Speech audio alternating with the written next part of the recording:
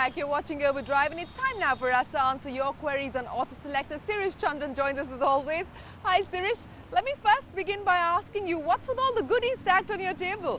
Well, it looks like Christmas has come early. This is just some of the goodies we are giving away with the September issue of Overdrive magazine. Volkswagen Polo Cup merchandise like t-shirts, caps, BMW merchandise, t-shirts, again caps, M5 scale models, Corolla Altis knapsacks, some more t-shirts, tire repair kits, and Oakley Fuel Cell India dark glasses. You could go to Abu Dhabi as guests of Force India to watch the season finale of this year's Formula 1 Grand Prix.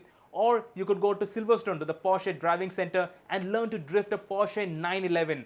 Well, let's get down to the real questions now, Sirish. The first one comes into us from your city, that's Pune. Satya Joshi writes in saying that his father is looking for a car. 35 lakh rupees is the budget. He shortlisted the Mercedes C200 CGI and the Audi A4 1.8 TFSI and 2.0 TDI. His daily running is less than 50 kilometers. It's mostly within the city. And of course, he's being chauffeur driven most of the time, so backseat comfort is a top priority for him. Is a petrol version okay, is what Satyajit wants to know. Well, with your kind of running, a petrol engine is perfectly all right. You're not going to lose too much money. I suggest you enjoy the performance and the smoothness of a petrol engine. Now, the Merc C200 CGI, I just drove that car recently, and I think that engine is phenomenal. I love turbocharged petrol engines like the Skoda TSIs, and the CGI engine in the Mercedes is one of the finest you can buy in the country today. It's got great performance, good low-down grunt, a great exhaust note, a proper fun-to-drive car. But what you're looking for is rear seat comfort, and I think the Audi is better on that front. It's got slightly more leg room. It's got slightly more comfortable back seat. So your father will enjoy sitting in the back of the Audi than in the C-Class. It's not as much fun to drive, the 1.8 TSI, because it's only front-wheel drive and it doesn't have the performance of that CGI engine.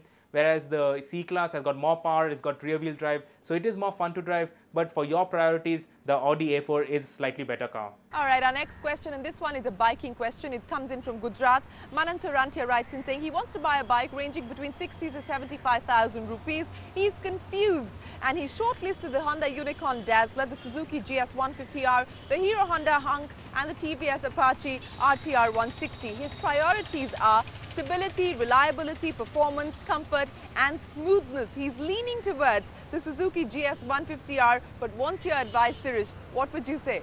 See, the Suzuki, it has a 6-speed gearbox, so that's why its engine is more relaxed on the highway. It's got a very smooth engine, it's got a very refined engine, and it is stable. So a lot of your priorities are sorted by the GS, but it doesn't have as much performance. So if you're looking for an overall all those parameters that you suggested, the best bike in that segment is the Hunk. It's got slightly more performance, but it still is smooth and reliable and comfortable and refined as all Honda engines are. So I would suggest the Hunk to be, it'll be slightly better than the GS. But if you have a hard set on the GS, go for it. Really, it is a very good motorcycle in its own right.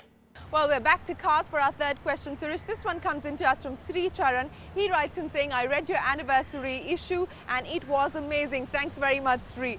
Now, he says he's planning to buy himself a petrol car. His budget is about 7 lakh rupees. He's looking at good performance, fun to drive, good fuel efficiency, good space for the rear passengers, good features, low maintenance and good looks. He's shortlisted the Punto 1.4, the i20, the Polo and the Micra. Now, Polo is launching the 1.6 engine. Is it worth waiting for? What is your call on the new Etios? Is it a capable car? He's very interested in the Punto 1.4. See, I would suggest forget all the cars that you mentioned and look at the Ford Fiesta 1.6S. We recently took it to the racetrack and it literally blew our socks off. We dragged it with the Honda City, and the Honda City's engine is more powerful. So on a straight, the City pulls out a car length, but the Fiesta grips so well through the corners and it can carry so much more speed through the corners that the Fiesta posts a quicker lap time than the Honda City. It really has got great steering, it's very communicative, very responsive, very predictable. You can throw it sideways, catch it easily, look like a proper hero on the racetrack.